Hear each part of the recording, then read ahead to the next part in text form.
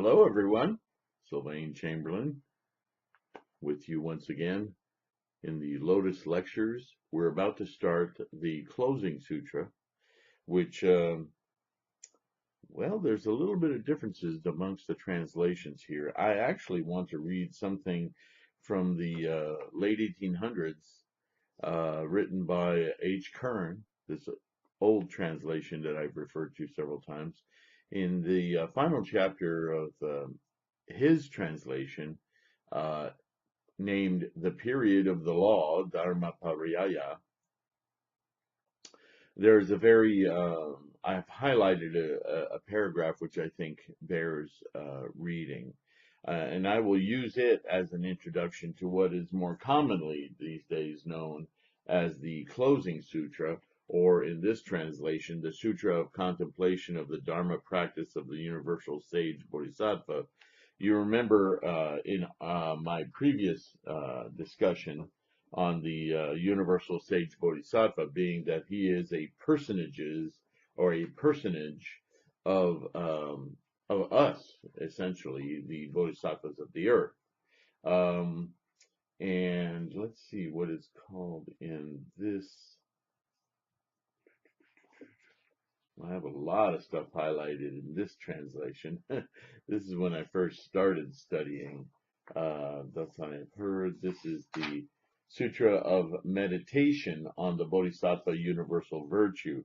So in this case, it's Bodhisattva Universal Virtue. In the current translation that I'm reading from, it's the Universal Sage Bodhisattva. These are all interpretation of the same namesake, I guess we could call it, as we understand now that all the writings in the sutras are basically personages of our human mindful activity, our potential, our our ways of thinking, the way our minds work.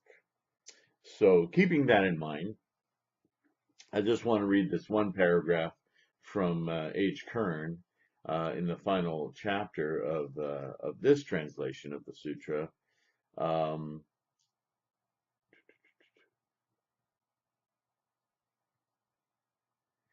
well, actually, I'm going to start before it because it kind of leads into it.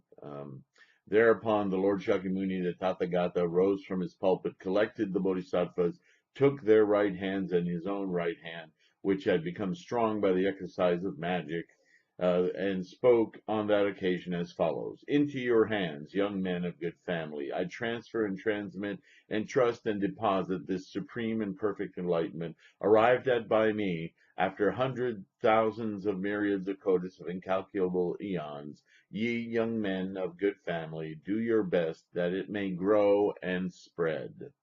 A second time, a third time, the Lord spoke to the host of bodhisattvas after taking them by the right hands. Into your hands, young men of good family, I transfer and transmit, entrust and deposit this supreme and perfect enlightenment, arrived at by me after hundred thousands of myriads of kotis of incalculable eons. Receive it, young men of good family, keep, read, fathom, teach, promulgate, and preach it to all beings. I am not avaricious, young men of good family, nor narrow-minded. I am confident and willing to impart Buddha knowledge, to impart the knowledge of the Tathagata, the knowledge of the self-born. I am a bountiful giver, young men of good family, and ye, young men of good family, follow my example. Now this is critical here. Imitate me in liberally showing this knowledge of the Tathagata and in skillfulness, and preach this Dharmapayaya to the young men and young ladies of good family who successively shall gather round you. And as to unbelieving persons, rouse them to accept this law. By doing so, young men of good family, you will acquit your debt to the Tathagatas. So,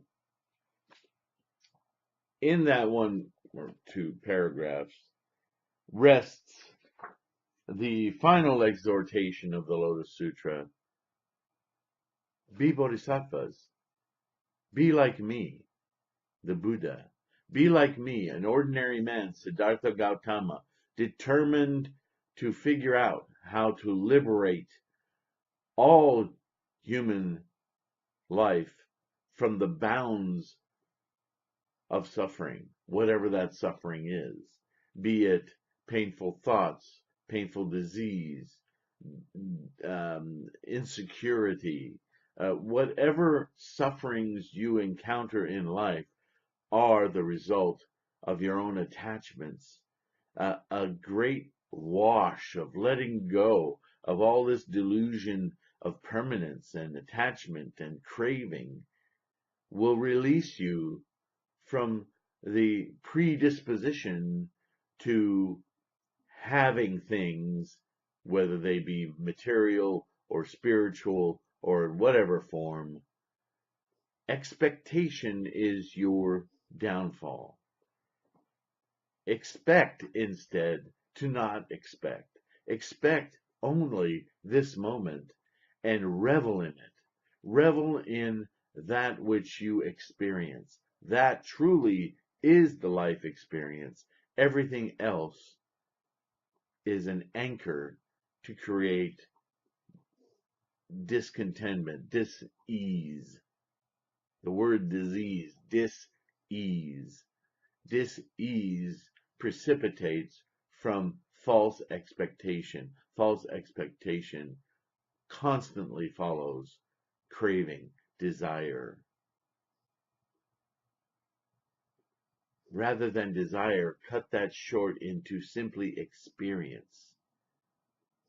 Experience the wonder of all life processes.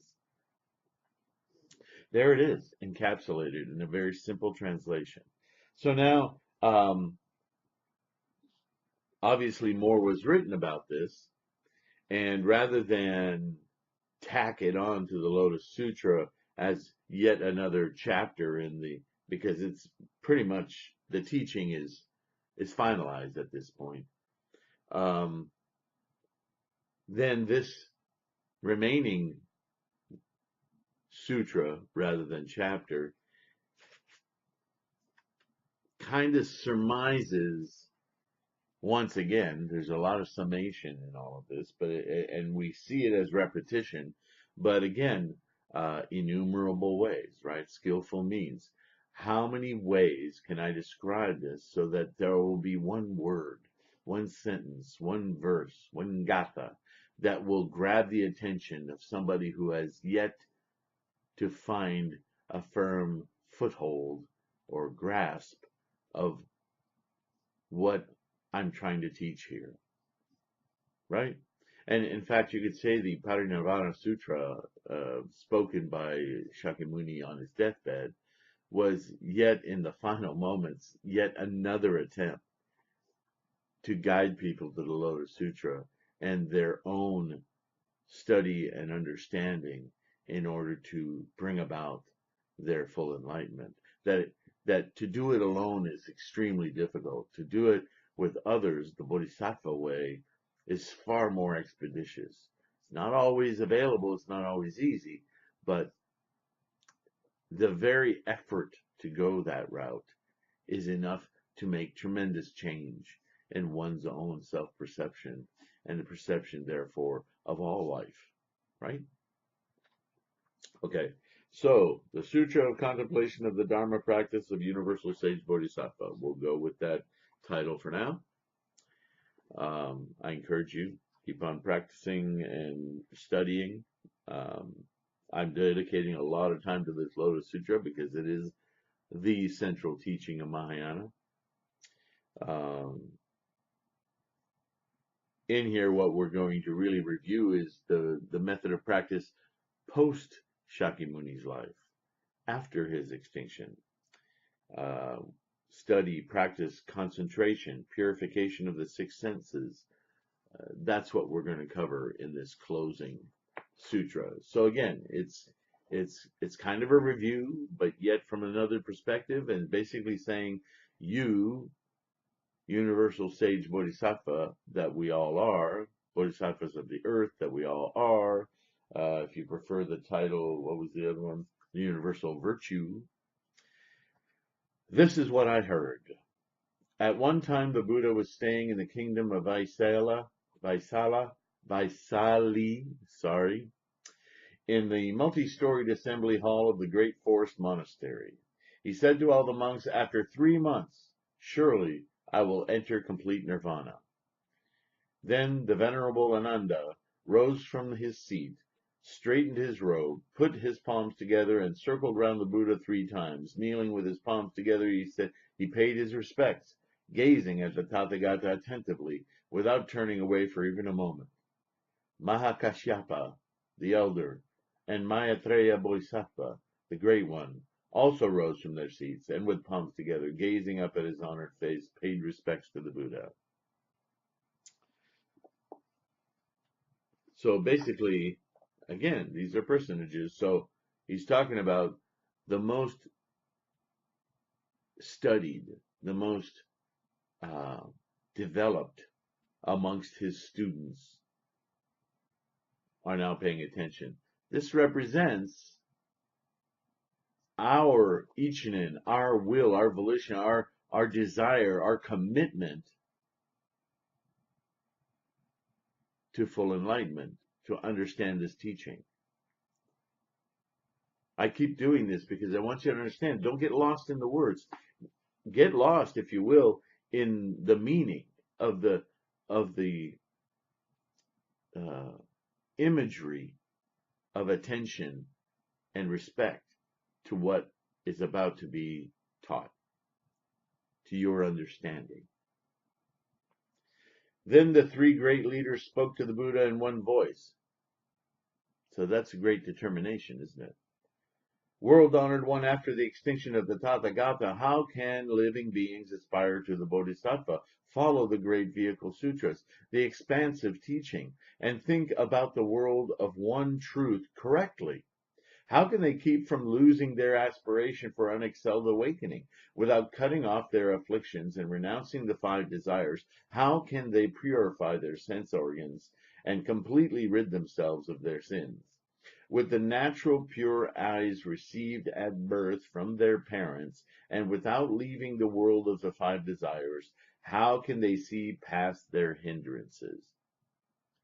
Now, this is a key statement, and it leads to something I've also kept repeating that is missed by a tremendous amount of students of Buddhism, that Buddhahood, enlightenment, full enlightenment, is not something we attain to after we die. It's not some other place. It's not it's not something other. And in this question, it is made very clear that we finally, after all this teaching, get it. That what Buddha has been saying all along is that this is a change in your perception right now, as a human with all the sense organs, with all the birth, the eyes that you receive from your parents isn't entirely true, right? That's still an obstacle because there's 3 in a birth. There's mom, dad, and you. Your eyes, they're combined with the eye consciousness, the vision consciousness of your mother and father, but they're combined with yours, your tendencies and conditions. The child is a third entity, is not just a precipitated entity of mother and father DNA. There's a third DNA there, and they all mix and coalesce to make that new human. This is the concept of Ichinen Sanzen. This is the concept of 3,000 realms in a single thought moment. We are continuums in the process of life. We're not a bag of stuff, but we are an individuation of energies that combine where they fit naturally. You might call that attraction, but that's starting to impose an emotional component to what is basically just a function. Okay? And so what these people are asking Buddha is, look, we're just this function, and we have all these tendencies and conditions that are impossible to overcome because they're part of the process of us instantiating, living, and dying and dissipating. How do we do it without your guidance? With you gone, how can we see clearly? Because we have all these obfuscations. Good question, right? So the Buddha says to Ananda, listen carefully, listen carefully. Consider what I'm about to say and remember it well. Long ago, on Holy Eagle Peak and in other places, the Tathagata has already thoroughly explained the way of the one truth. Right? The Lotus Sutra has already done this. So why are you asking me? But now in this place, for all living beings and others in the future who want to practice the unsurpassable Dharma of the great vehicle, and for those who want to learn the practice of universal sage and follow the practice of universal sage, I will now teach this method of contemplation. For all those who are able to see universal sage, as well as for those who do not see him, I will now explain in detail how to eliminate evils. So for all of those who understand intellectually how Buddhism works, for all of those who get it as to a process to be practiced, to be studied, I'm now going to share with you how to contemplate, how to meditate, how to concentrate your mind so that you can eliminate, what are the evils? Your obstacles, your tendencies. Once again, we already know this, is stop focusing on the tendencies. Let them happen. Just let them happen. They're tendencies. You're water running down gravity. You're a river. You're going to the ocean. Okay? You can't deny that that's what you are, a human. But what you can do is change your perception of all of those tendencies and conditions. You're rambling water over the rocks on your way down to the ocean.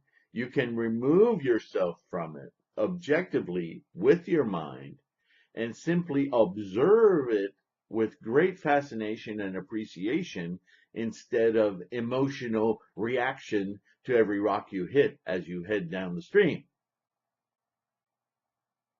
This is the path to enlightenment. It's already there. You're just preoccupied with all the stuff.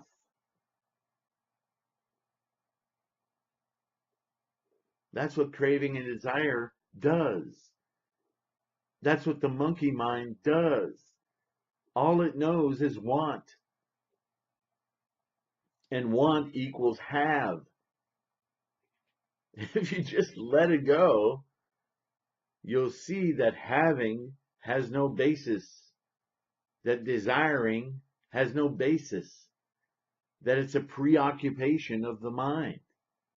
Let it go.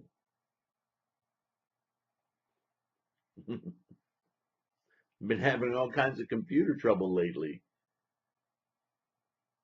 Nothing seems to want to work. Passwords don't work. They don't remember, on and on, to the point where I want to go crazy. And then I remind myself, oh yeah, this is all silliness. It'll work to some fashion, or if it doesn't, I don't need it. It's a preoccupation. So, look at me. After decades of practice, I still have to remind myself, oh yeah, silly human. All right. The blessings of this contemplation will eliminate their hindrances and allow them to see the excellence and wonderful form of the Buddha. What is the excellence and wonderful form of the Buddha? To simply observe the experience of the life process. It knocks you down. How amazing it is. But only if you allow yourself to reveal it, allow yourself to experience it, allow yourself to appreciate it, allow yourself to laugh about it. even though they have not yet entered into concentration, just because they recite and embrace the great vehicle, they will devote themselves to studying it and putting it into practice, and after keeping their attention continuously on the great vehicle for 1 day or for 3 weeks, they will be able to see universal sage. What again is universal sage? Universal sage is our human instantiation experiencing the Buddha way. It's another way to talk about bodhisattva practice. It's another way of saying enlightenment while in this samsaric human form. Not about elsewhere, not about aspiration, about revealing what's already there. While you're here, while you're experiencing it, perceive correctly. How do you do that? Embrace the great vehicle, devote yourself to study it, putting it into practice, keeping their attention continuously. These are not easy things to do, but I promise you, if you study at least a part of it every day, just spend 30 minutes, chant, meditate, it will stay in your mind more and more throughout the day. You'll be able to catch yourself. And I guarantee you will have moments in the middle of a store or traffic or wherever you are, and you just burst out laughing. Because our preoccupations are so ridiculous. But they seem so deadly serious when we're in the midst of them, don't they? Yeah. Those who have heavy hindrances will see him after 7 weeks. So what he's demonstrating here with time is basically telling you that it doesn't, you don't just read it and go, aha, I get it. It takes effort.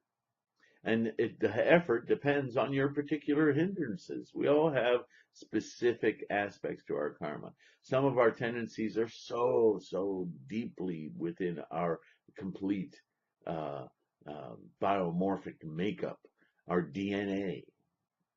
And others are rather simple. They annoyingly come up, maybe consistently or often, but they're easy to overcome. But we need to pay attention that that's what we're doing, is overcoming them. We need to understand what that really is and what that's an indicator of, right? Those who have heavier hindrances will see him after one lifetime. So there you go. That doesn't mean it takes your whole life to become enlightened, to understand the Buddha way.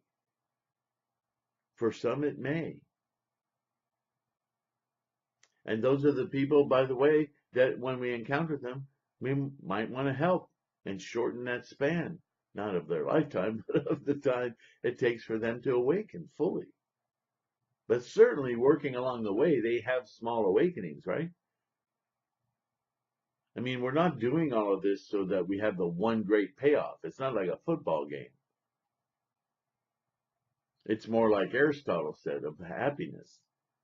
Working toward the great goal is itself happiness, because every step we take toward it, we know the expectation. We've adjusted our expectation to it. So every step we take gets us that much closer to our unfathomable goal. And therefore, every step we take is itself a manifestation of happiness, of joy.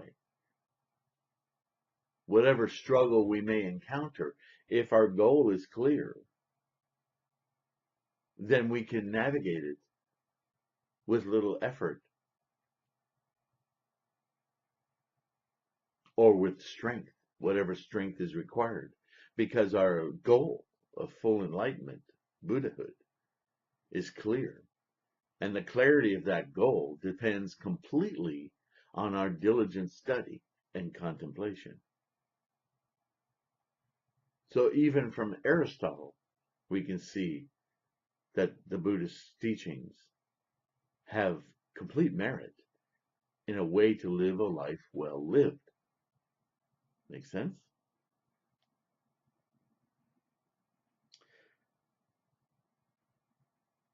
And those who have yet heavier hindrances will see him after 3 lifetimes. Thus, past actions have a variety of consequences. They are not always the same. This is why I teach in a variety of ways. So, again, he's talking about the teachings. The body of universal sage Bodhisattva is unlimited. The range of his voice is unlimited, and the forms of his image are unlimited. When he wants to come into this world, he uses his own divine powers to shrink his body to a smaller size, because the 3 hindrances of the people in Jambudvipa are heavy. Through the power of his own wisdom, he transforms himself and rides a white elephant. Now we're getting into the hyperbole again, right? The multiple lifetimes and all that stuff. It's really about this lifetime.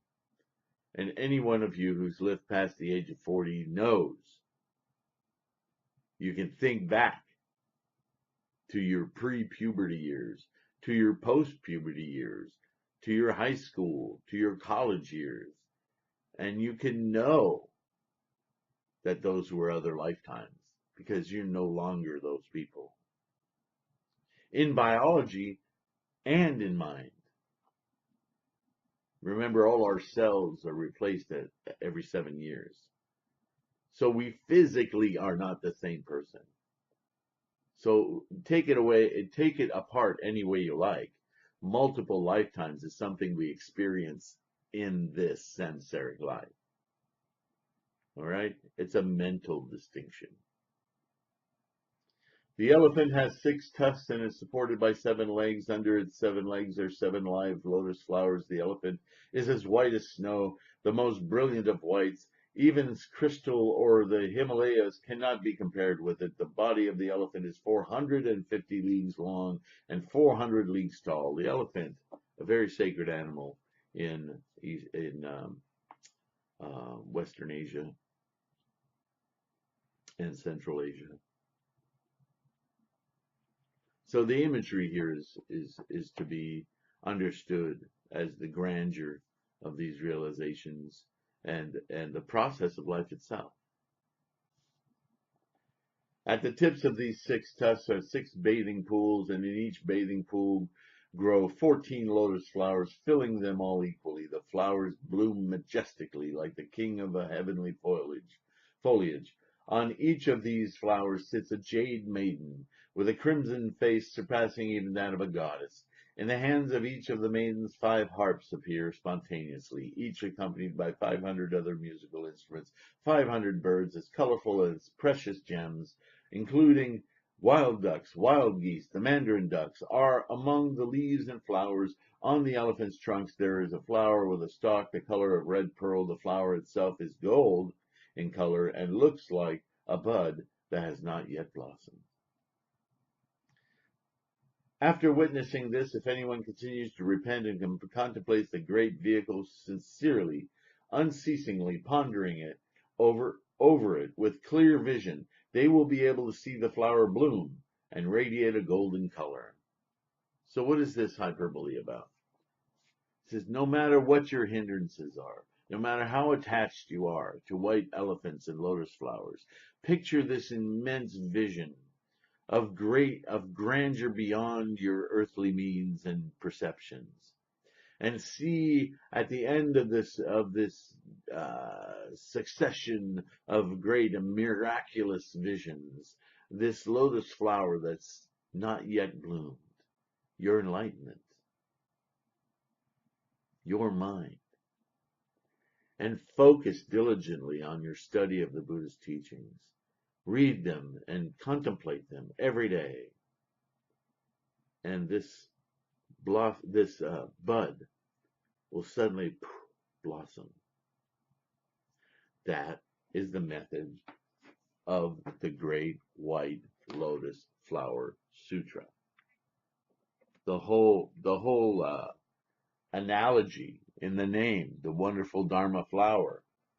Here it is being explicated in all this wonderful hyperbole. Follow?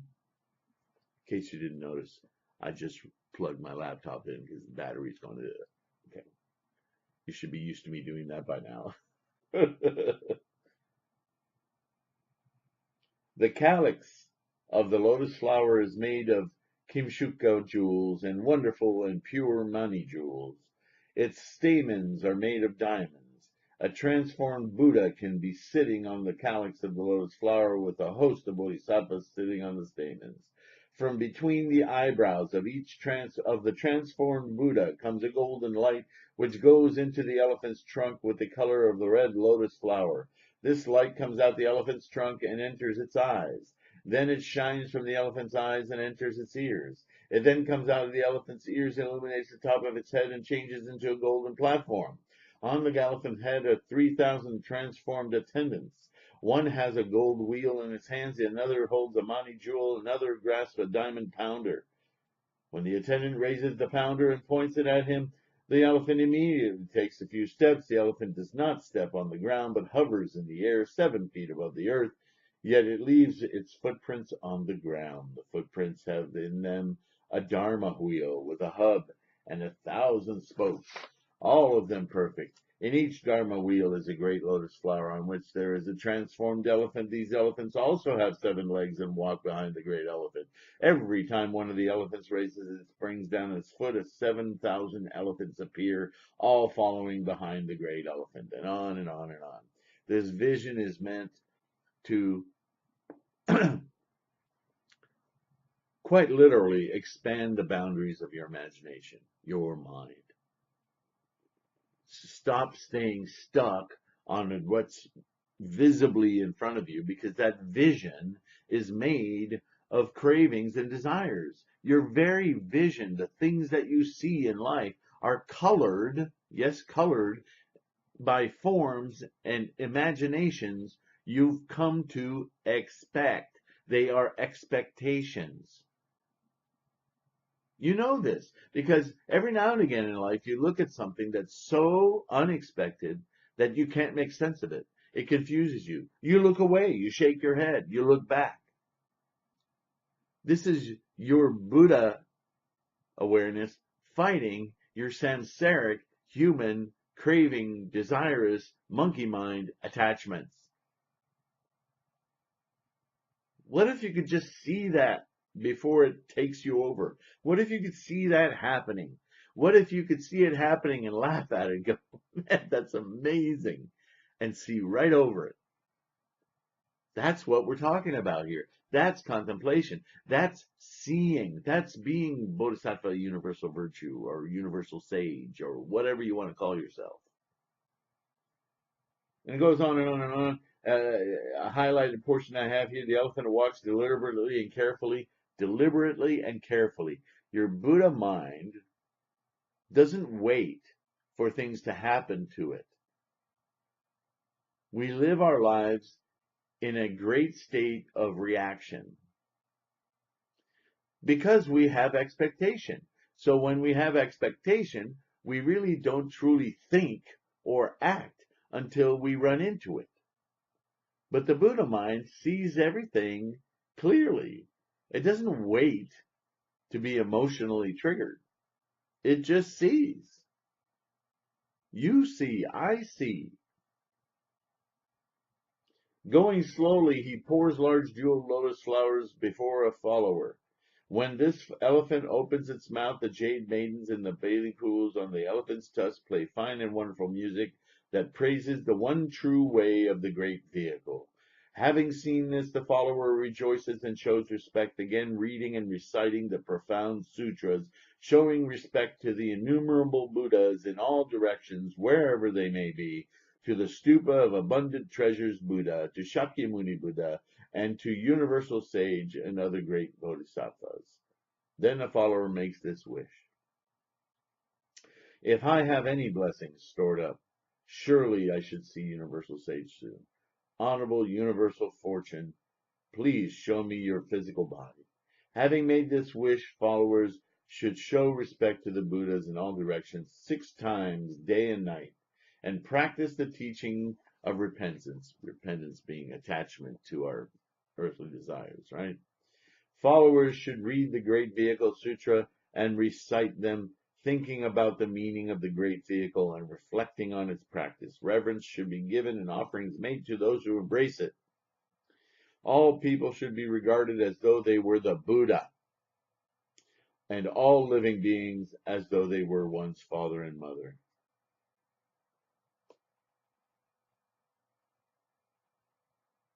This is the deep, profound sense of appreciation that when we first start practicing seems so incredibly unfathomable. Again, Aristotle. It seems unattainable. But with that goal in mind, it will happen. It will just pop it like you pop a balloon. You'll suddenly see. Hanging on to it while we're human in samsara can be difficult. This is what we mean by diligence. Gotta stay at it because it's there. It's always been there. We just need to reveal it. Even if only for a moment, then we know, right? While a follower is reflecting in this way, Universal Sage Bodhisattva will immediately send forth a ray of light from the true tuft of white hair between his eyebrows, which is the sign of a great man. With the appearance of this light, the body of Universal Sage Bodhisattva will become as dignified as a mountain of purple gold, so well ordered and refined that it has the 32 characteristics. From the pores of his body will emanate great rays of light, illuminating the great elephant and turning it into the color of gold. All transformed elephants will be gold colored as well. He's talking about our own self-perception. When your perception clears, if only for a moment, not only do you perceive everything correctly, but your humanness becomes free of all of its expectations, desires, and so on. Remember energy? And we just see everything as light, gold, purple, whatever you want to call it, like photons, energy. Could be disarming to sense this. So study helps you stay, in a way, grounded as you experience this. And I laugh because once again, here's this proof in the hyperbole itself that awakening, enlightenment, Buddha way, is something that can only be experienced in this human form. Think of it this way. If not in this human form, what benefit would there be to experiencing it? The more you meditate on that, the more you will understand how amazingly grand an opportunity it is to be a human. How infinitesimally small the chances are of your instantiation is in the first place, and the incalculable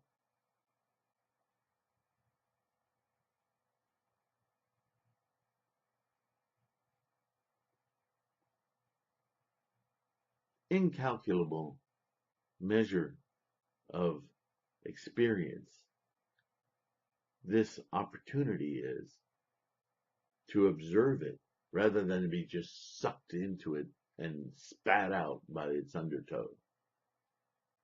Because that's how many people live life. I've heard it said in other ways that people simply plummet through life, waiting for things to happen to them and trying more or less to respond, if at all, to what happens to them.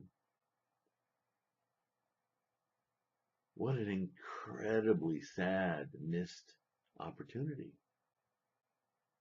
When, as we are in this short, brief moment of the life process, instantiated as an experiencing human consciousness, we can discover the true nature of universes beyond the one that we're in, experiences far beyond what we are manifestations of, far greater than our infinitesimal little speck of time and space and substantiality.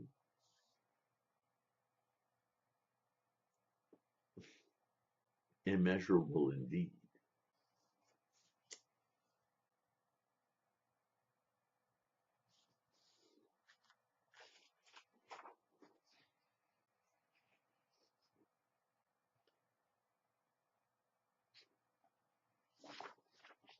Then, by the power of concentration by which the Buddhas appeared in the beauty of preaching of the universal sage Bodhisattva, with their ears followers will gradually hear sounds without hindrance, their eyes will gradually see things without hindrance, and their noses will gradually smell odors without hindrance. This is as taught extensively in the wonderful Dharma Flower Sutra, in the Myoho Renge Kyo. Having purified the 6 organs, a follower will be joyous in body and mind and free of evil ideas, devoting oneself to this Dharma so that it can be complied with. A follower will acquire again 100,000 myriad millions of revolving incantations and will again see hundreds of thousands of myriads of millions of innumerable Buddhas everywhere. These world-honored ones will reach out with their right hands, laying them on the heads of followers, and will say, "Good, good. You are a follower of the great vehicle. You aspire to great adornment. You keep the great vehicle in mind. Long ago, when we aspired to become awakened, we also were like that. You should firmly keep this aspiration without losing anything. Because we practiced the great vehicle in previous lives, we now have the pure bodies of the truly awakened. Now you should practice diligently and never be lazy. These great vehicle sutras are the Buddha's storehouses of Dharma. They are the eyes of the Buddhas in all directions and in the past, present, and future. And they are the seeds that give birth to Tathagatas in the past, present, and future. One who embraces these sutras embraces the body of the Buddha and does the work of the Buddha. Such a person should understand that he or she has been sent by the Buddhas and are covered by robes of Buddhas, the world-honored ones. This is a child of the true Dharma of the Buddhas, the Tathagatas. Practice the great vehicle and do not cut off the seeds of Dharma. Now carefully contemplate the Buddhas in the eastern direction. This could be said to be the very dedication given at Gojukai when you are earthly attached to your Gohonzon.